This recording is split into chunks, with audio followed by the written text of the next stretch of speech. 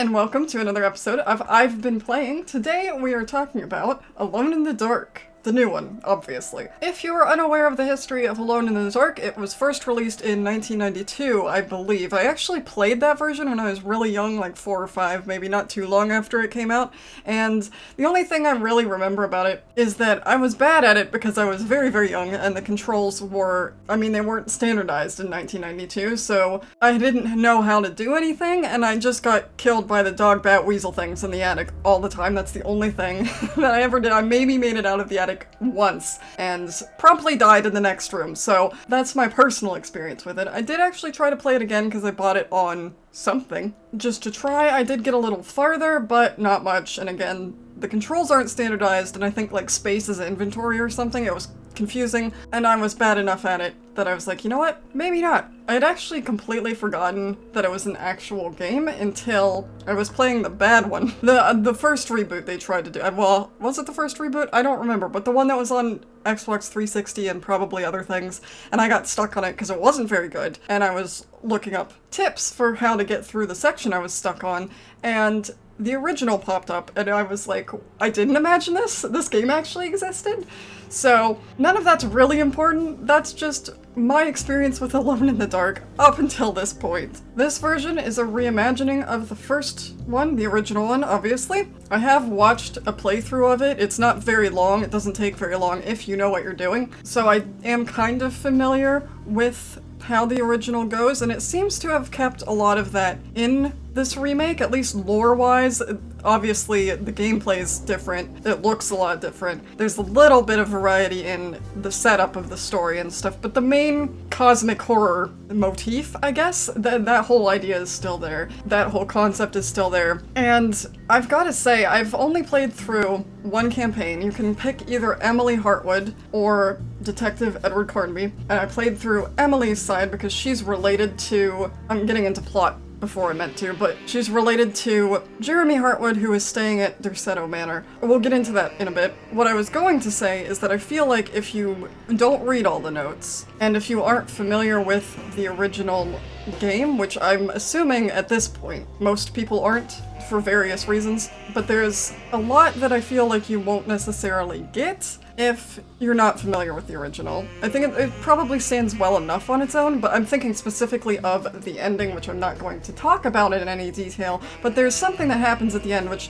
doesn't really happen in the original, kind of, a bit, in a different way, but if you didn't know the ending of the original one, it's kind of completely out of left field, unless maybe I didn't collect as many notes as I should have. I know I didn't collect everything, but as a whole, I think it stands well enough on its own. In terms of the plot, you are showing up at Derceto Manor, which is in, I think it's supposed to be in Louisiana. I don't really remember. I know it's in the south somewhere. It's in a bayou. And it is some kind of medical institution now, and your uncle, if you're playing as Emily, is housed there and he's gone missing. So I guess he's not housed there anymore because he's gone missing, but you know what I mean.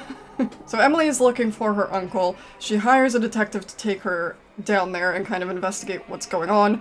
And then you get to the manor, you can pick who you want to play as. Supposedly the campaigns are a little bit different, and I assume they are, and there's a little bit of kind of trauma each character, I assume, has to work through, because that's what happened in Emily's campaign. There's a bit, which was a bit rushed, if I'm perfectly honest, but it's there, where she has to confront her past. So I assume the detective has to do that as well. But essentially, Emily's uncle is in this place because he is suffering from what they think are delusions. There's something called the Hartwood Curse that affects all of them. It follows them around. It causes all of them to lose their minds, basically, is the implication.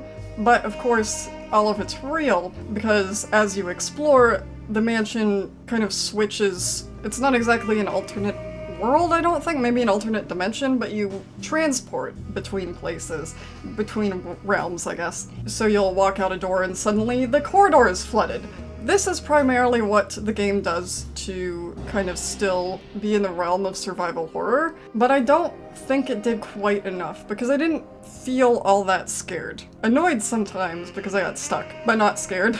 None of them really lasted long enough to be scary. They were surprising sometimes, but they weren't scary, if that makes sense. A lot of the time, you wandered through them in 30 seconds or less, unless you were doing a puzzle in a different area, in which case it was just a puzzle bit. It wasn't really trying to be... There were monsters and stuff, but it wasn't trying to be scary.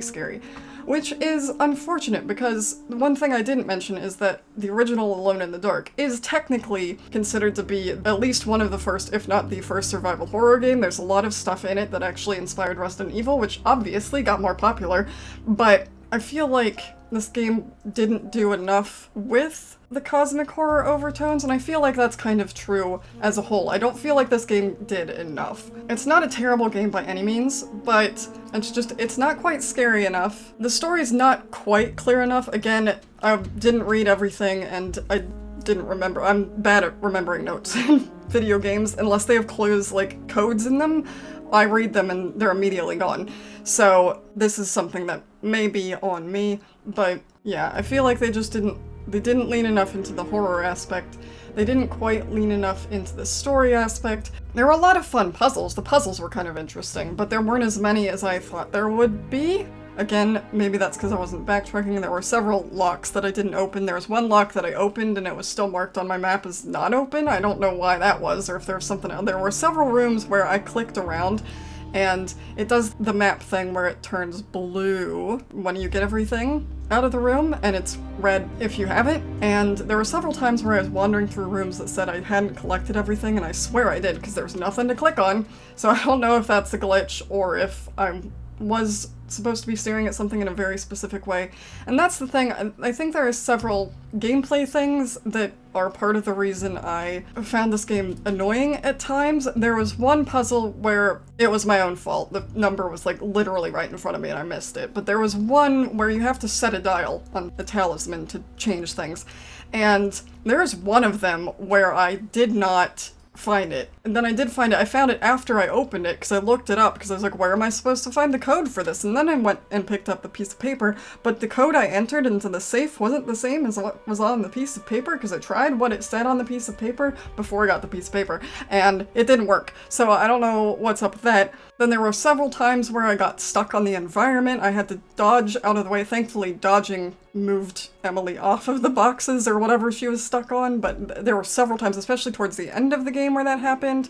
There was one where there was another safe, and I couldn't figure out the puzzle for it, and I was frustrated and threw a bottle at a wall, and then the wall just disappeared. Oops, I don't know what was up with that, but that wasn't supposed to happen. So it wasn't fully functional. There was one time where it just froze the PS5. Like, I couldn't even go to the menu. I had to hard reset it, and I was like, oh god, I'm gonna break everything. Thankfully, that only happened once.